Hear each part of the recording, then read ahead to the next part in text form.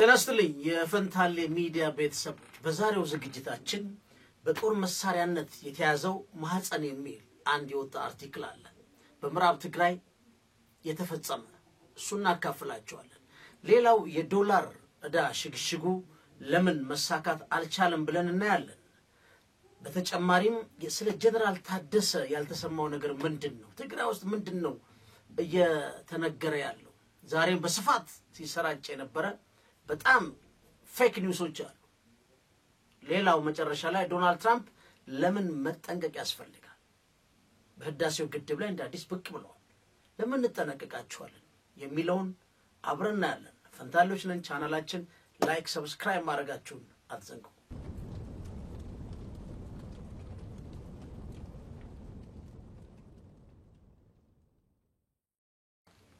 ዶናልድ ትራምፕ በአማካሪያቸው በኩል በኢትዮጵያ ህዳሴ ግድብን በተመለከተ ከሱዳንና ከግብጽ አንፃር መሸምገልም በሉት መዳኘት ዋናው ቁልፍ ፍላጎታቸው ነው ሲሉ ተናግረዋል። ለምን ቁልፍ ፍላጎታቸው ሆነ? ከዶናልድ ትራምፕ የሚገኝ ፍትሃዊ ሰላም አለ ወይ የሚለውን በግልጽ ማስቀመጥ ያስፈልጋል። ምክንያቱም ዶናልድ ትራምፕ ሱዳን ላይ በተለይ እንደ ፈንታሌ ሚዲያ ከዚህ ተነግረናቸዋል። የህዳሴው ግድብ በግብጽ እስከ 1721 ዓመት ሲጠይቅ አንድ ነገር ነበር ይዞ የመጡት 17 ቢሊዮን የአሜሪካ ዶላር ቼክ አስቀምጦ በትሬጀሪ በኩል ኢትዮጵያ እንድትፈርም በተራዘመ ሁኔታ ውሃ እንድትሞላ ጠይቀው ነበር። መነሻቸው ያመጡት ከጎን ምንድነው? እኛ በተደራዳሪዎቻችን ምንድነው የቀረበው? ቢያንስ በአመት 1 ቢሊዮን ዶላር እናገኛለን። በተራዘመ ቁጥር 1 ቢሊዮን ዶላር ነው የምንጥለው አሏቸው። ስለዚህ 17 ቢሊዮኑ ከዓለም ባንክ ሊያቀርቡ እንደሚችሉ ምክንያቱም ከ22% በላይ አሜሪካ ነች ትልቅ ሼር ያላት ብዙ ጊዜ የምትሾመው እሷ ነች። ከዛ በኋላ ነው ወደ ዋይት ሃውስ ሄዱት ውጭ ጉዳይ ሚኒስትር የነበሩት ገዱ አንዳርጋቸው እየመሩ የውሃ ሚኒስትሩ ኢንጂነር ስለሺ ነበሩ። እዛ ላይ ተፈጠረው ደጋግመን ስላየን ስለተናገርን ችግር የለውም መድገሙ አያስፈልግም። ግን ሳይፈረም ተመልሷል። የተዘጋጀ በትሬጀሪ የተዘጋጀ ሱዳን ላይ በ17 ቢሊዮን ዶላር አማካኝነት እንዲፈረም የተባለው ነው ውድቅ የተደረገው። አሁን እኛ አማካሪ አንስተውታል። የኛ ጥያቄ ምንድነው? ለምንድነው ዶናልድ ትራምፕን ምን ተጠነቀቀው? ምንለው ትላንት ወዲያ ዶናልድ ትራምፕ የት ነበሩ? እስራኤልና ግብጽ ከ20 በላይ የዓለም መሪዎች ቆመው ስምምነት ተፈጽሟል። ወይም የመጀመሪያው ስምምነት የሰላም ስምምነት ፌስ ተብሏል። እንደዚህ አይነት ነገሮች በቅደም ተከተሎች ከጂሚ ካርተር ጀምሮ የተደረደሩ ናቸው። ግን ባለሙያዎች የሚያነሱትን ቁልፍ ጥያቄ ስታነሱ የዶናልድ ትራምፕ አደራዳሪነት ለሳቸው በጣም ጠቀሜታ አለ ብሎ ስለሚያስቡት መንግስት የሚሰጡት ፍትህ እንጂ ትክክለኛ ፍትሃዊ እንዳልሆነ የተነሱት ጥያቄን ያጋራቸዋል። አሁንም ምንድነው ግድቡ ቆሟል። አሜሪካ ይሄን አምና ተቀበላለች። አማካሪው ምን አሉ? የቆመ ግድብ ነው ያለቀ ግድብ ነው ከሱ ተነስተን ቴክኒካል በሆነ ነገር ነው ብሏል። ባለፈውም ቴክኒካል ነገሮች ነው የመጡት። የግብጽ ከድርቅ የተራዘመ ድርቅ በጣም የተራዘመ ድርቅ የሚል ቴክኒካል ተርሞች አምጥተው በእነ ኢንጂነር የኛ ተደራዳሪዎች በኩል ተገቢ ምላሽ ተሰጥቶ የተዘጋ ነው። ግን ለምን እንጠንቀቃቸው? ዶናልድ ትራምፕ ለምን እንጠንቀቅ የሚለውን ከዚህ ስምምነት የተነሱትን ጥያቄ እናንሳ።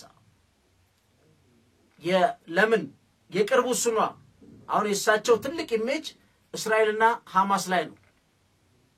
የዛ ተጽዕኖን ወደዚህ ይመጣል የሚል አልሲሲ በደንብ ሽልማትም አበርክቷል።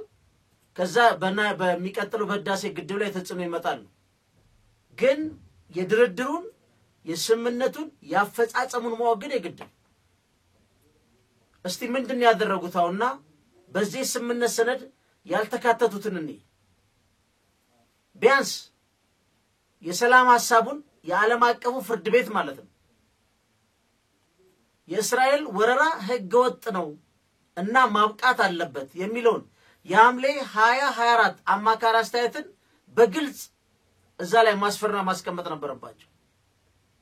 የፍልስጤምን በራስ የመተዳደር መብት ለመጥቀስ አልደፈሩ የቱ ስቴት ሶሉሽን አላስቀምጡ ይሄ በነገራችን ላይ በጣም ቁልፍ ነው ሌላው አሜሪካ የፍልስጤምን ራስን በራስ የማስተዳደር መብት ወደጎን በመተው ጊዜያዊ የሽግግር መንግስት የትራምፕና ቶኒ ብሌር የሰላም ቦርድ የተባለውን በምን ዓለም አቀፍ ህጋዊ ስልጣን የማቋቋም የተሰጣት እሳቸው እንዴት አቋቋሙት እንዴት ይፈጽሙታል በዚህ የተበደለ አካል የት አቤት ይላል እነዚህ አይመልስም በነገራችን ላይ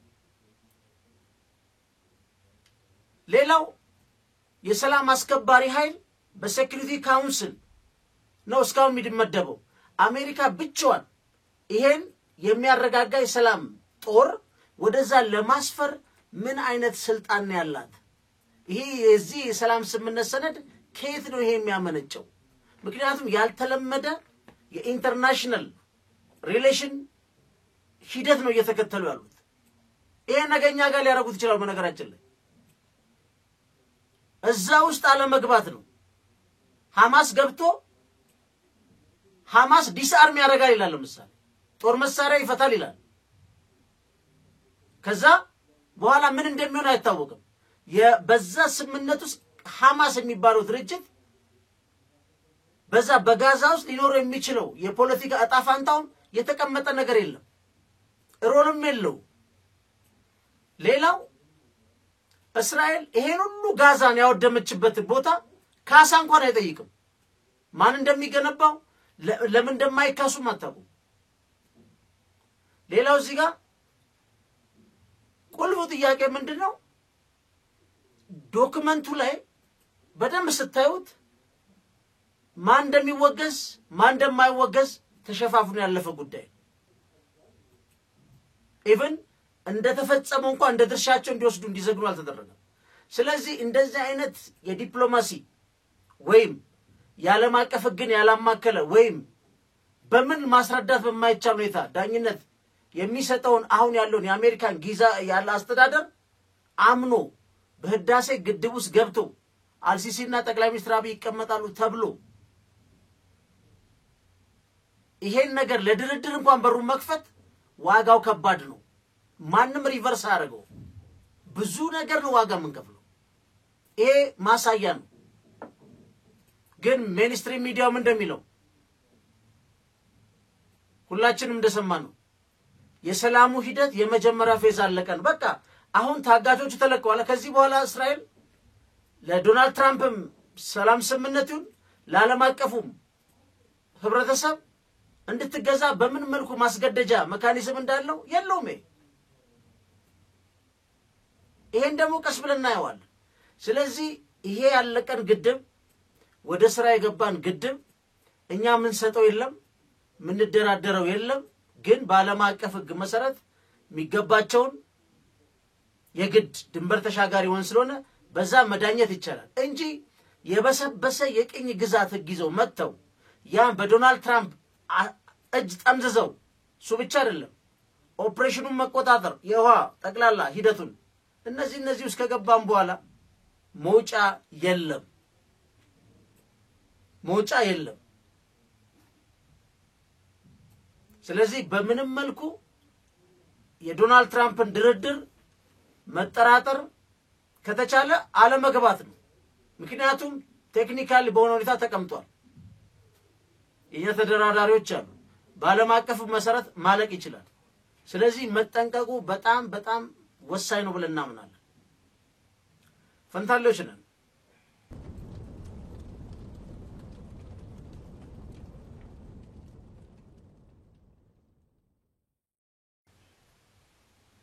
በትግራይ እንግዲህ ባለፉት 3 ቀናት ሰልፎች ተደርገዋል እዛ ያለው ወታደራዊ ኃይል ወይም ጦር ሰራዊት እንበለው ጥያቄ አቅርበዋል ጥያቄ ያቀረቡት ግልጽ የሆነ የደሞዝ ጭማሪና ጥቅም ነው ለተወሰኑት ተከፍሏል ለኛ አልተከፈለም እሱ ብቻ ሳይሆን ደሞዝና ጥቅም ይወሰዳሉ ይሄ ይፈጸምልን የሚል በጣም ቀላል አስተዳደራዊ ጥያቄ ነው በጊዜው አስተዳደሩ ሊመለስ የሚችል ጥያቄ ነው ከጊዜው ርዝማኔም ስናየው መጠየቃቸው ተገቢነቱ ከፍ ይላል እንጂ በተለየ መልኩ የሚታይ አይደለም። በአብዛኛው ግን ሚዲያ ላይ ያለነው ነገር ምናልባትም አላቅም እንግዲህ ትግራይ ክልል ውስጥ ከፍተኛ ጫና ለመፍጠር እኔ እንደማምነው በቃ የትግራይ ሲረጋጋ እንግዲህ እንቅልፍ የሚያጡ በርካታ ሚዲያዎች አሉ። አንዳንዶቹ የሚዲያ ዊንግ ናቸው። ሌላው ደግሞ አላቅም ከማርኬትም አንፃር ሊሆን ይችላል። ግን በአብዛኛው እንደዚህ አይነት ጉዳዮችን በሚዲያም ሰርቶ ገንዘብ ለማግኘት የሚሆን ስለሰራ የሚከፈለው ካለ በአብዛኛው ህብረተሰብ ላይ የሚያመጣውን ጫና መመልከትና ማየት የተሻለ ይሆናል። ምክንያቱም ትግራይ ክልል ውስጥ ገና ከጦርነት በኋላ እንደም ጽሁፍ አካፍላቸዋለሁ ብዙ ያልወጡ በጣም የሆነ እንቅስቃሴ ሲኖር የሚጨነቁ በርካታ ህብረተሰቦች አሉና ጀነራል ታደሰንም ከስልጣን ለማውረድ ነው የቲፒኤልኤፍ እንቅስቃሴ ነው የሚሉ ነገሮች አሉ። ዋናው ትግራይ ውስጥ ግልጽ ነው ለኔ ብዙ አይደለም። በማንኛውም ዋጋ ቲፒኤልኤፍን ከዛ ክልል እናጠፋለን ወይም ከኢትዮጵያ እናፈርሳለን የሚል የተደራጀ ያልተደራጀም በርካታ ኃይል አለ። ከዛው ከቲፒኤልኤፍ የሚወጣ በከፍተኛ ስልጣንና ንዋይ ያበዱም አሉ። ምንም የሚያከራክር አይደለም። በግዙፍ ጦርነትም ተሞክሯል። ማጥፋት ቢቻል መጀመሪያ ማጥፋት ይቻል ነበር። በፕሪቶሪያም ስምምነት ቆሟል። ይሄ ራሱን የቻለ ችግር የለውም። በፖለቲካ መሸዋከው ጦርነት ማንሳት አንዱ ሊያጠፋው ለማጥፋት እንደይፈላለግ ግን በዛ መሃል ህዝብ አለ። አሁን ጀነራል ታደሰን ለማውረድ ነው እንደዚህ አይነት እንቅስቃሴ የሚባል ነጮሬ ማለት ነው። ነጮሬ ነው የምለው ጀነራል ታደሰ አሁን ጀነራል ጻድቃንም ጌታቸው መፈንቅለ መንግስት አርጎብናል ነው የሚሉት። እውነቱ ግን እሱ አይደለም። እንደ ፈንታሌ ሚዳኛ መናገው ጀነራል ታደሰ ራሱ ከነ ጻድቃንና ጌታቸው ጋር ሊነካው ነበር ወደ አዲስ አበባ። ይሄ ውሸት አይደለም። ግን አንተ በጦር ሰራዊት ነው የተሾምከው። ችግር ካለም ከኛ ጋር መነጋገር ትችላለህ። እንደዚህ አይነት እርምጃውስ አንተ ለምን ትገባለህ ተብሎ ፈርቶ ነበር። ምን ያወሻሻል? ወደ አዲስ አበባ ሊመጣ ነበር። አንድ ቀን እንደውም መጥቶ አድሮ ተመልሷል። ራሱ የሰራዊቱ አካል ነው ለምን የመለሰው ታደሰ ራሱ። ይሄ ስለማይነገር ካልሆነ በስተቀር እንደ ፈንታሌ ሚዲያ እናቃለንኛ በራሳችን ጀነራል ታደሰን ማውረድ ቲፒኤልኤፍን በጥሩ ቲፒኤልኤፍ ነው ጀነራል ታደሰን ያስቀምጠው። በኋላ ጠቅላይ ሚኒስትር አብይ በኦንላይን አሉ። ከዛ ጀነራል ታደሰ መጣ። እዚህም ለብቻው ጀነራል ታደሰ የተሾመበት ስነ ስርዓት ይኖር እንጂ የጀነራል ታደሰ የመጀመሪያም ጥያቄ ከቲፒኤልኤፍ ነው የመጣው። የመጣበትም የጦር ሰራዊት አዛዥም ስለነበረ ፖለቲካ ውስጥም ስለነበረ ባህሉንም አሰራሩም የክልሉንም የፖለቲካውንም ያቃል በሚል ያው ጌታቸው ብዙ ጊዜ በፖለቲካ ፓርቲ ውስጥ ስላላለፈ የተወሰነ ጊዜ ነው የፓርቲም ዲሲፕሊን ይሁን የፓርቲውንም ባህል በተለይ በአብላጫ ድምጽ መሸነፍና መገዛት አብሶሉትሊ እንደማይቀበልም በአደባባይም ብዙ ያደረገው ነገር አለ። የሚያካክድ አይደለም። ጀነራል ጻድቃን አልነበረም በጌታቸው ቆርጦ ሊገባ ነበር። ያው ተሸንፎ መጥቷል። አሁን ጀነራል ታደሰን ለማውረድ የተደረገ እንቅስቃሴ ተብሎ ህጋዊ ጥያቄ ማቅረብ እዛ አጠቃላይ ሚዲያ ካምፔን ማድረግ አሁን ዛሬ ራሱ ብዙ ቦታ ወጥቷል ተብሎ አንድ ቪዲዮ ያያው ይውረድ ይያሉ ጀነራል ታደሰን የሚሉ በርካታ መጥቷል። ለዚህ ግን ዋናው ተጠያቂ ራሱ ጀነራል ታደሰ የሚከፍታቸው ክፍተቶች ናቸው። ለምሳሌ ይሄ ውሳኔ ከተሰጠ ቆይቷል። ያንደም ከሰበሰብነው መረጃ ቀደም ብሎ ለነዚህም ልጆች ሌላም የሰራዊቱ አካል ደሞዝ ጭማሪም እገዛም ለሚደረግላቸው እገዛ መስዋዕት ለሆኑትም ቤተሰቦች ቢያንስ አትሊስት ልጆቻቸው ቤተሰቡ የሚኖሩበት መሬት እደላዎችም ተደርተው ሞክረዋል። ይሄን ራሱ ጀነራል ታደሰም ስብሰባ ላይ ተቀምጦ ከአክሱምም ከዛም በፊት የነበሩበት አፋጣኝ አፈጻጸም ግን ይዞታፍኑ ያስቀምጠዋል። ሌላው ይቅር እዚህ ላይ ልጆቹ መተው ተናግረው እንኳን ማታ ያደረገውን ስብሰባ ጠዋት መግለጫ መስጠት ይችል ነበር። እሱንም ይሄን ነገር ምንድነው ይፈልገዋል። በቃ ግርግር ከተፈጠረ በኋላ የመጨረሻው መልስ ሰጪና ውሳኔ ሰጪ ራሱን አርጎ ያቀርባል። ይሄ ግልጽ ነው። አሁንም አላቅም ከቲፒኤልኤፍ ጋር ያላቸው ክፍተቶች ሊኖሩ ይችላሉ፣ ግን እሱም በማስወገድ ደረጃ እንደውም እኮ አሁን ባለው ሚዲያ ላይ ያለው ጫና በጣም ያስቀኝ። እንደውም እኮ በተናጠል ፌደራል መንግስት ብቻ ነው የሾመው፣ ቲፒኤልኤፍ አያገባውም፣ ቲፒኤልኤፍ ተሰርዟል ከተባለ በኋላ አሁን ዋናው ደግሞ ቲፒኤልኤፍን አጀንዳ አድርጎ አቅርቦ አሁን በጣም ያናፍሰው አይል መታገል አንድ ነገር ነው፣ ግን ህብረተሰቡን በሚያስጨንቅ ከዛሬ ነገ ምን በመጣ በሚል የሚዲያ ጫና መፍጠር ግን ምን ጥቅም እንዳለው ነው ያልገባኝም። ራሱ ምን ጥቅም እንዳለው ራሱ አልገባኝም። እንጂ ጀነራል ታደሰን አንደኛ በእንደዚህ አይነት በሰልፍም አይደለም የሚወርደው መውረድም ከሆነ ማለት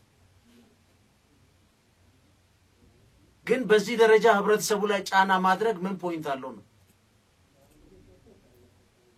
ራሱ ጀነራል ታደሰም ለእያንዳንዱ ፈጣን ምላሽ መስጠት ይችል ነበር፣ ግን እኔንም አያረግም።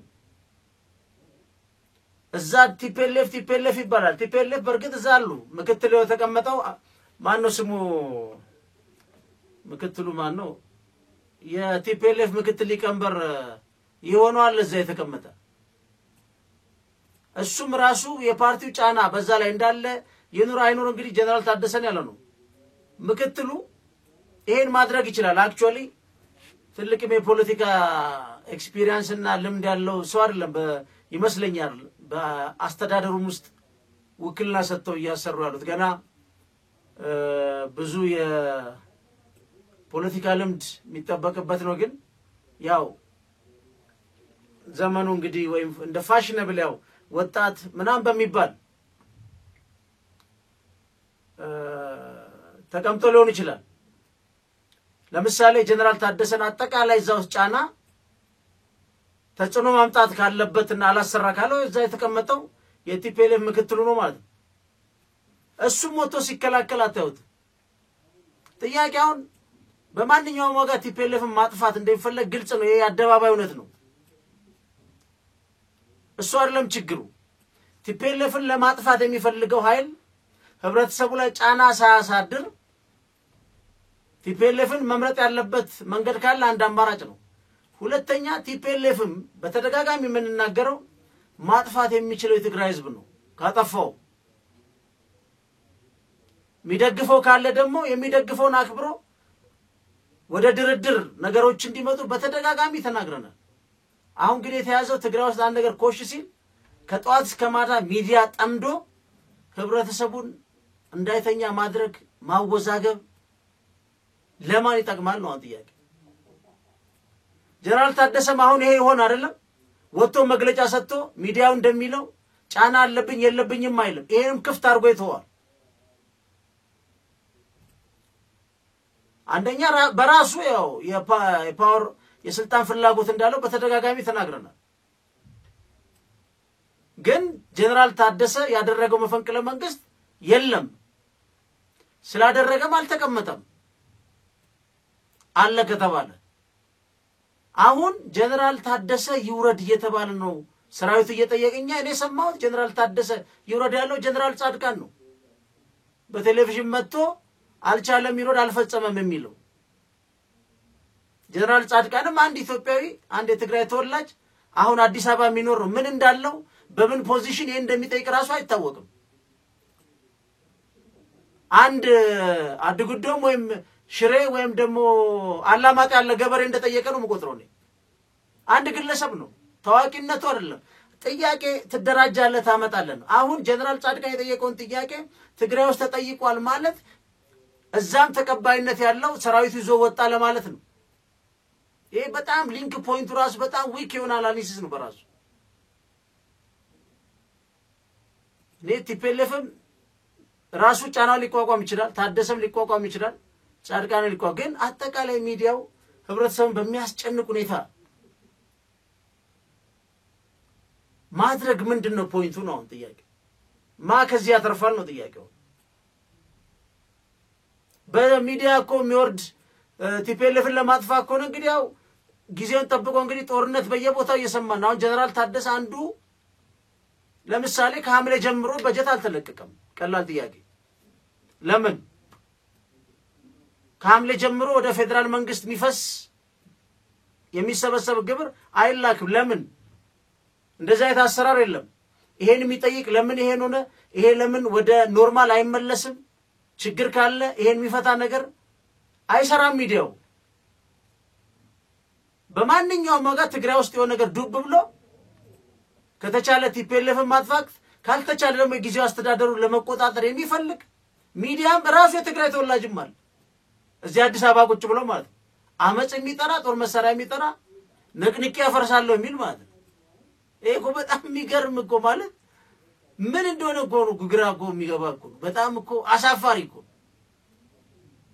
ሰው ሂደቱን ጠብቆ ምርጫ መጠበቅ ነው እኛ ምናምነው በተደጋጋሚ ብለናል ፌደራል መንግስትና ቲፒኤልኤፍ ሊነጋገሩበት የሚችል አንድ ሺህ መንገድ አለ ይሄን የምንለው ሌስ ነው ኮስቱ የሚከፈለው ዋጋ ፌደራል መንግስትና ቲፒኤልኤፍ አውርተው ወደ ሲስተም ውስጥ መመለስ እኛ አሁን ምናምነው ፕሪቶሪያ እውቅና ያገኘ በተጨማሪ በአዲስ አዋጅ አዲስ እውቅና አምጣ ይባል አሰራኛ እንደፈንታለ ሚዲያ እንደግም አናምነው ምክንያቱም ኦሬዲ እዛ ሪኮግናይዝ ከተደረገ በኋላ ሌላ ሁለተኛ በር የሚያስከፍት እሱ ብቻ አይደለም በዚህ ደግሞ አለመጨቃጨቅ ግራንድ ጦርነት ተዋልዶ ደግሞ ሌላ መስማትና ማየት ደግሞ በጣም በቃ የሚያመነው ለማን ይነገራል በተለይ እኔ የሚገርመኝና በጣም ኢትዮጵያ ውስጥ በነገራችን ላይ መንግስት መመስረት በጣም ቀላል ቲፒኤልኤፍ ምርጫ ቦርድ ሆኖ ቢሳተፍና ትግራይ ቢመራ ብልጽግና መንግስት ከመሆን አያስቆሙ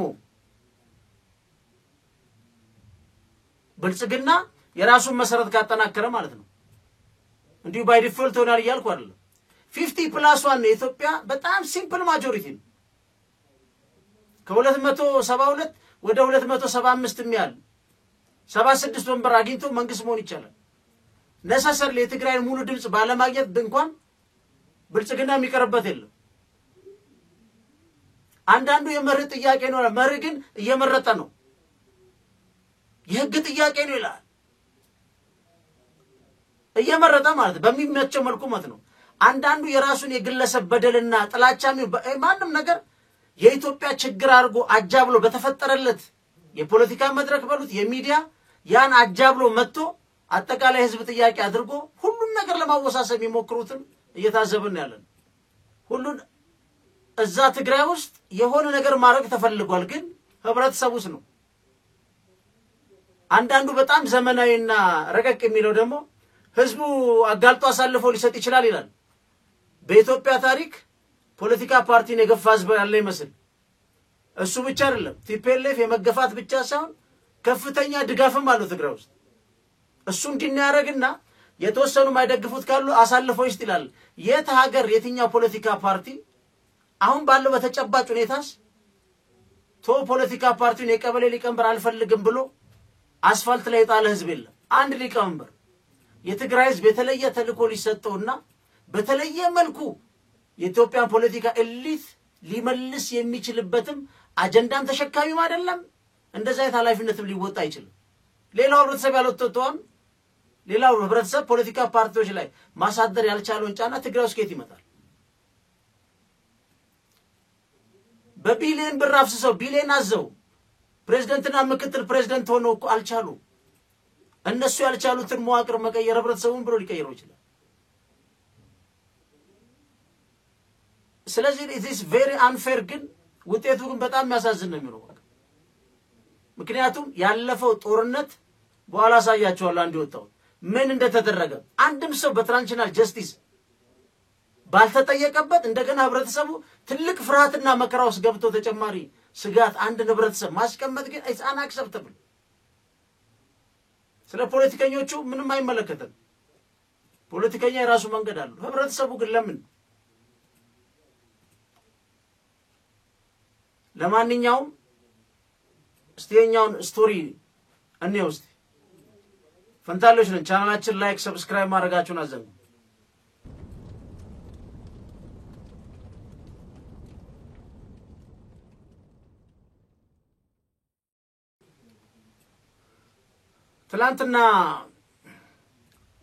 ትላንትና ኦክቶበር 14 የወጣው የኒው ላይንስ ስትራቴጂ እና ፖሊሲ ኢንስቲትዩት አሜሪካ ተቀማጭነቱን ያደረገ አንድ የወጣ ጽሁፍ አለፍ ብለን እንየው። ምክንያቱም በቀደምለት ኮሎኔል ደመቀው ቀርበው ከስደተኞች ጋር በተመለከተ ስለ ምዕራብ ትግራይ ነው አብዛኛው የሚለውና መምጣት ይችላሉ ምንም ችግር የለም ሲሉ ነበር። እንግዲህ ኮሎኔል ደመቀና ማን አብሮት ያሉት 1000 ፋይል አለ በኢንተርናሽናል ኦርጋናይዜሽን በሉት በመናምን በብዙ መልኩ የተጠረጠሩባቸው አንድ ወንጀሎች አይደሉ። ግን እዚህ ሀገር አንድም ትራንዚሽናል ጀስቲስ ሳይፈጸም ምንም ሳይደረግ በዚህ ድርጊት ውስጥ ተሳትፏል የሚባል ኃይል ራሱ መላሽና ጋባዥ የሚሆንበት ጉዳይ በጣም ለጊዜው ችግር የለው። የኃይል አስተላለፍ ያቀብ ሊሆን ይችላል። ካለፍን በኋላ ግን ይሄን የዳኘንበት መንገድ ግን የሚመጣው ትውልድ ይፈርዳል። ለምሳሌ በዚህ ጥናት መሰረት ዋናው ምንድነው? የስነ ተዋልዶ ማለት ነው እና የዘር ማጽዳት ነው የሚል እነዚህን በማከለ መልኩ የተፈጸመ ነው ይላል የጥናት ማለት ተራ ክራይም አይደለም።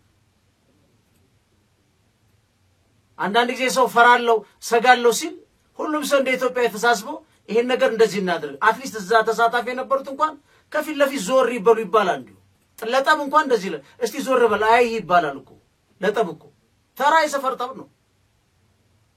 ለምሳሌ አሁን በዚህ በነበረው ሁከት ማከል የነበረው የጾታና ላይ የተመሰረተው የሽብር ዘመቻ ነው የትግራይ ሴቶችና ልጃገረዶች ኢላማ ያደረገ ሰፊና ሆን ተብሎ የተፈጸመ ወሲብና የስነ ተዋልዶ ጥቃት ነው። ይህ ጥቃት ከግጭቱ ጋር በአጋጣሚ የተከሰተ ሳይሆን ይላል የሴቶችን አካል ስነ ተዋልዶ ነፃነትና የማህበራዊ ሚናቸውን ስልታዊ በሆነ መንገድ በማውደም የተፈጸመ የዘር ማጽዳት ስትራቴጂካዊ ምሰሶ ነው ይላል። እኔ አይደለሁም ያልኩት፣ ይሄ አሜሪካ ቤዝ ያደረገ ድርጅት ያጠናው ነው። እነዚህ ሪሰርቾች ተሰብስበው ነው በኋላ በፋይል ለሚያዩ አካል የሚቀርቡት። በዚህ ደረጃ ነው ተብሎ ጥናት ይሄ ብቻ አይደለም። ብዙ ከመጣ በጊዜው የነበረ መሪ የነበረ ሲፈጽም ሲያስፈጽም የነበረ ራሱ አስተዳዳሪውን ነው ማለት ይሄ ከቲፒኤልኤፍ ጋር እንደሚያገናኝ ታውቁት። እሱ እንደ አንድ ተራ ኢትዮጵያዊት ተደርጓል አልተደረገም ሌላ ጉዳይ ነው ብሎ የሚጠራጠረው እንኳን ካለ ሪሰርች ማዕከል አድርገን አጥንተናል መጥቷል እንደዚህ ከተባለ ኦኬ እስቲ እንኳን እሱ ከፊት ገለል ሊበል ይባላል። በዚህ ግራንድ የሚጠረጠር ሰው መልሶ እሱ ጋባዥ ነው ነው ምንም አትሆንም የሚል አይነት ይሄ ስልጣን የፌደራል ስልጣን ነው። ሲጠይቋችሁ አትስማችሁ ምን አገባችሁ በሉ የሚሉ አንዱ ሚላል የተከዜ ዘብ በህድ በፕሪቶሪያ ስምምነት ስላልተካተተ የተከዜ ዘብ የሚባል ዝጋ ስለመቀመጡ ማንንም ይጠይቅ አይችልም ይላል። መጀመሪያ ኢንቫይሮንመንቱ ደፍርሶ በፍርሃትና በሞት በዚህ ደረጃ ሄደ ንብረተሰብ ወታደር ዛግ አንደኛ የፌደራል መንግስት ነው ዘብ የሚባል የለም ካለ እንኳን የአርጊመንቱ ፋላሲ እኮ አድርስ እኮ በተጠቃና ተጎድቻለሁ በሚል አሁን እዚህ ያለው ልክ የትግራይ ተፈናቃዮች ቢመለሱ አሁን ልክ እንደሚሉት ጌታቸው እንትና መያዣ አርጓቸዋል ብሎ ሄዶ ልክ ቲፒኤልኤፍን እንደሚያሸንፉ አድርጎ ነው የሚያወሩ። ኢዛት እንደዛ ነው ወይ ነው ጥያቄ። እዚህ ላይ ሌላ ምን ይላል እንግዲህ በኢትዮጵያ ወታደር ኤርትራም ዘያማራ ማይሎች ብዙ ነው ተሳታፊ የሚለው ዋና ወንጀሉን ነው እሱ የፍርድ ቤት ጉዳይ ነው። ለምሳሌ በስደተኛ ካምፖች በህክምና ክሊኒኮች የተሰበሰቡ የተረጆች ምስክርነቶች መደፈር በቡድን መደፈር በግዳጅ እርግዝና ወሲብ እንደ ባርነት ጀኒታል ብልት መቆራረጥ መካን እንዲሆኑ ማድረግ ሆን ብሎ ምክኒን መከልከል ይሄ ተፈጽሟል ተብሎ አንድ ሪሰርች ሴንተር አውጥተን ግን ትላንት ወጣ ነው እኔ ጻፍኩት። ታዲያ ቢፈሩ የተለየ ኢንቫይሮንመንት ወይም እዛ አትሊስት ከነ ደመቀ በኮሎኔል ደመቀ አንተዳደርም ቢሉ ምን እንደሚገርመው ማንም ሰው ቆይ የግል ጥያቄ ይቀርና ማንም ሰው የትም ቦታ ሄዶ መኖር ይችላል ካል ንብረት ማፍራት ይችላል ካል በዚህ መልኩ ከዛ ኃይል ያደራጀዋል ይሄን ያስወገደውን ኃይል ተመልሶ እዛ ጋር ግቡ ብሎ ክርክር ያ ደግሞ የሚደረገው ሰዎቹን እንደሚያዣ ነው ብሎ እንዲው ማቅለል ፖይንቱ እንደዛ ነው ወይ ነው አትሊስት ኒው ፌስ ለምን ከማል ከተማው ነው ጭራሽ በዚህ የሚጠረጠረው አካል ኑ ብሎ መልሶ ይጠራል። ይሄ እኮ አንድ ሀገር ነው ያለን እኮ ይሄ ከቲፒኤልኤፍ ጋር የሚያገናኙ አይደለም ወይ በዚህ ትንታኔ ቲፒኤልኤፍን እየተነተኑ ለመሃል አገር ላለው ማዕከላዊ መንግስት ራሳቸው እንደ ኤክስፐርትና ከነሱ ውጭ አዋቂ እንደሌለ አድርገው የተቀመጡ ሰዎችን ብቻ መስማት ምን ዋጋ አለው?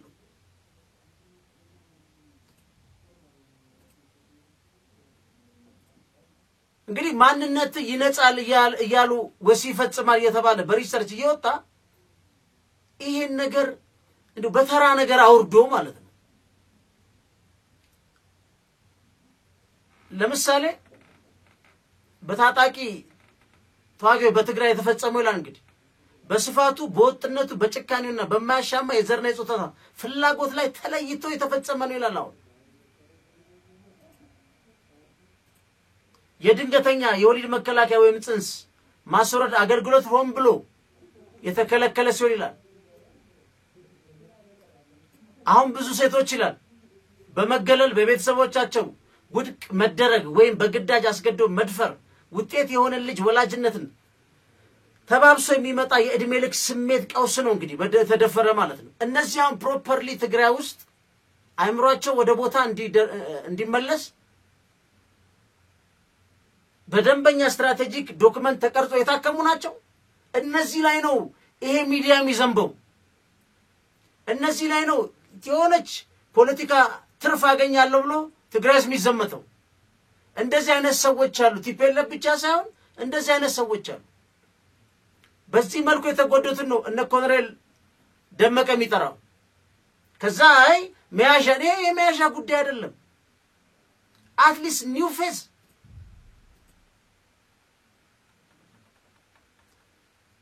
ለምሳሌ ይላል በትግራይ ባህል ይላል ልክ እንደ ሌሎቹ ብዙ ባህሎች ወሲባዊ ጥቃት ከፍተኛ ማህበራዊ መገለልን ስለሚያስከትል ሰለባዎች የበለጠ ያገለልና ታሪካቸውን ያጠፋል።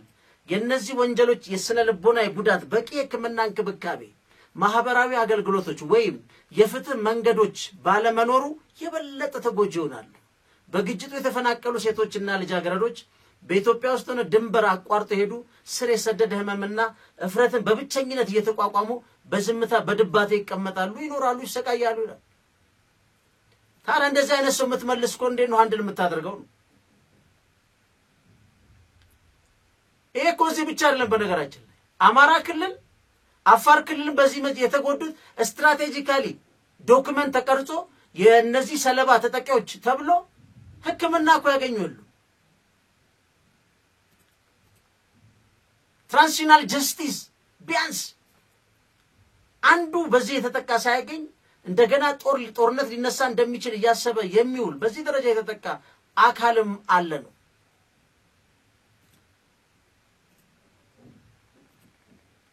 እንደውም ምን ይላል ጥናቱ የሚለው ይህ ማለት ነው ጥቃት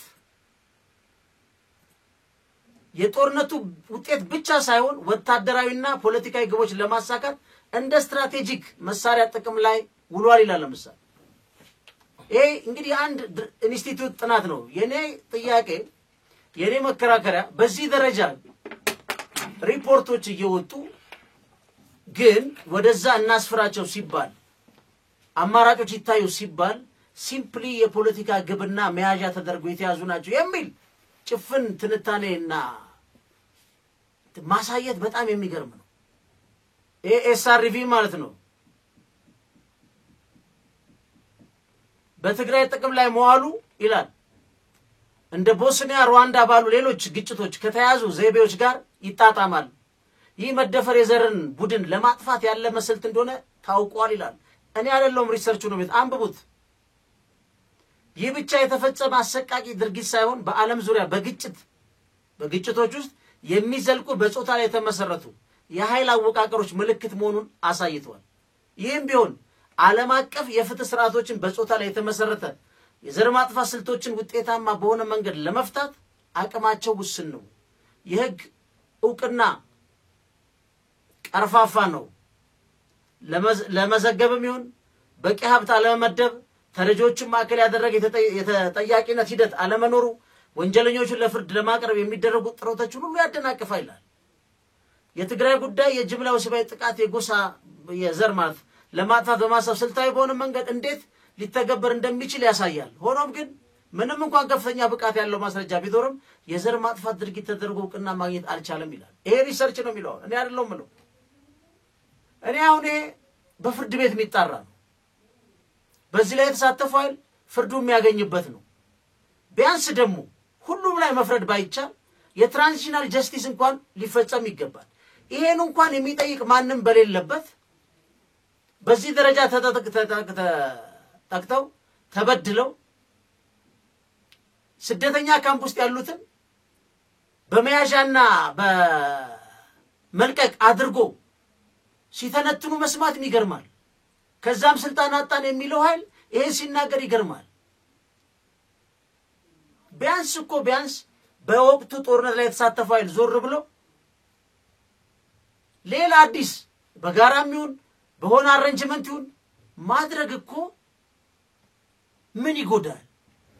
የበለጠ ህዝብ ያቀራረባል፣ የበለጠ ለፍትህ የቀረበ ነገር ያመጣል እንጂ በዚህ ተሳታፊው ደግሜ እንዲያላረገምና ብሎ ጥሪ ያቀርባል። this በጣም ፋርስ ነው።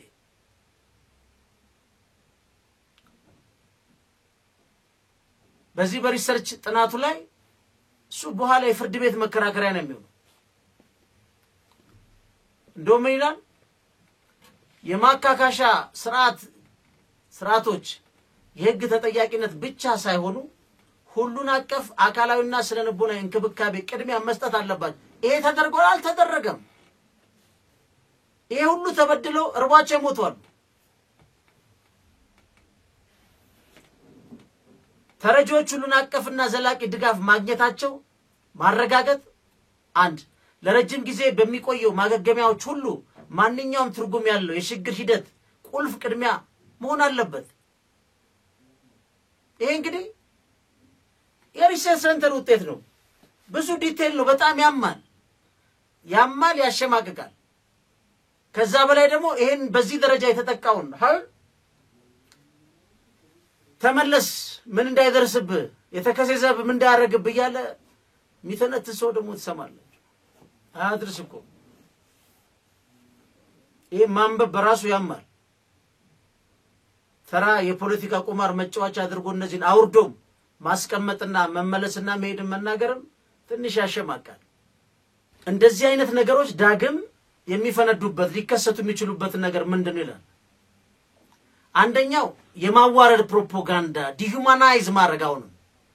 የሰዎችን በደል አለመቀበል ተበድለናል ሲሉ መካድ ሚዲያው ነው የሚሰራው። በተለይ አንድ አራት ሚዲያዎች በግልጽ በአደባባይ ነው የሚሰሩት። የሲቪል ቦታዎችን በወታደራዊ መተካት፣ ለቀድሞ ወሲባዊ ወንጀሎች ቅጣት አለመስጠት፣ የዘር ንጽህና ማለት ኢትኒክ ክሌንዚንግ ከሴቶች ስነ ተዋልዶ ቁጥጥር ጋር የሚያቀላቅሉ ብሔራዊ ሪዮት ዓለሞችን ማስጠንቀቅ ወይ መከላከል። አንድ የፊንላንድ ውጭ ጉዳይ ሚኒስትር ሲናገሩም ሰምቻለሁ። በሚቀጥሉት 100 እና 150 ዓመታት ዋይፕ አውት እናረጋቸዋለን ብለውኛል ብሎ እኮ የተናገሩ ፓርላማ ላይ የፊንላንድ ውጭ ጉዳይ ሚኒስትር እኮ እዚህ ሀገር ትልልቅ ነገሮች አሉ።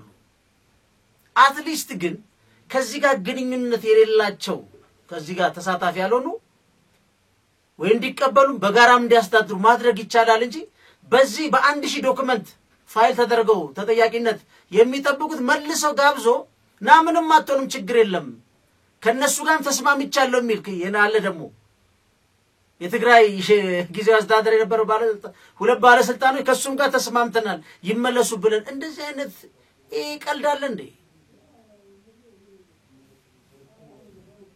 አትሊስት ለፌስ ቫልዩ በዚህ ተሳታፊ የሚጠራጠረው አካል ዞር አይደረግም እና እኔ ጃይን እኔ በጣም በቃ ይሄ ብቻ አይደለም በነገራችን ሌላም አሳያችኋለሁ ከፈለጋችሁ ይብቃን እንጂ የቢቢሲ አለ እንት ማለት ዘ ኢኮኖሚስት ያወጣው የተረሳው የምዕራብ ትግራይ ሰቆቃ ሚላል ዘ ኢኮኖሚስት ያወጣው እንደውም ምን ይላል አንዱ ፖይንት ላይ ለሁለት ዓመት ያህል በምዕራብ ትግራይ ውስጥ የዘር ማጽዳት ዘመቻው በ1990ዎቹ የባልካን ጦርነቶች የሚያስታውስ በሆነ ደረጃ ሲካሄድ ቆይቷል ይላል ይሄ እኮ በጣም ግራንድ ክራይም እኮ ነው ይሄ ተፈጸመበትን መመለስ አለመመለስ ሴፍ ቦኖ ተሞሰድ አለሞሰድ ከተራ ቲፒኤልኤፍ ከፖለቲካ ፓርቲ ጋር አያይዞ ይተነተናል እነሱ መያዣ ካረጋቸውና ከመለስም በኋላ ቲፒኤልኤፍ አጀንዳ የለውም የሚባል ይሄ በጣም ሲሊ ዊክ የሆነ እኮ መከራከሪያ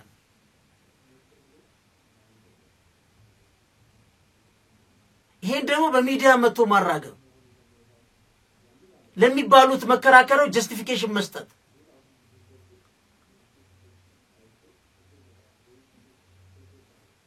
እና በአጠቃላይ በቃ ህዝቡ ላይ የሚደረገው ጫና መቀነስ አለበት በተለይ ሚዲያው እንደዚህ አይነት ግዙፍ ሚሰቀጥጥ አንብቡት ሁለቱም ስቶሪዎች ምዕራብ ትግራይ ላይ ቀጥሏል ይላል ዘ ኢኮኖሚስት ዘገባው ውሸት ነው ይላል አንዱ ተነስቶ ዘ ኢኮኖሚስት ጥሩ ሲያወራ ደግሞ ፍሮንት ይጻፋል እንደዚህ አይነት ደብል ስታንዳርድ የለም ለዚህ ነው ሚዲያም ላይ ያለው የሚፈልጉት ለነሱ አርጊመንት ይፈልጉት መከራከሪያ እንጂ ቢመርጡት the whole እንደ ፕሮብለም አያቀርቡት እና ያማል እንደ አንድ ህዝብ እንደ አንድ ኢትዮጵያ ሁላችንም ካልተዛዘንን በዚህ መልኩ ሚዲያ ላይ ተሰጥቶ ጧትና ማታ ከበሮ መደለቅ እሱ ሌላ ጉዳይ ነው ፈንታሎሽ ነው ሰላም ደሩ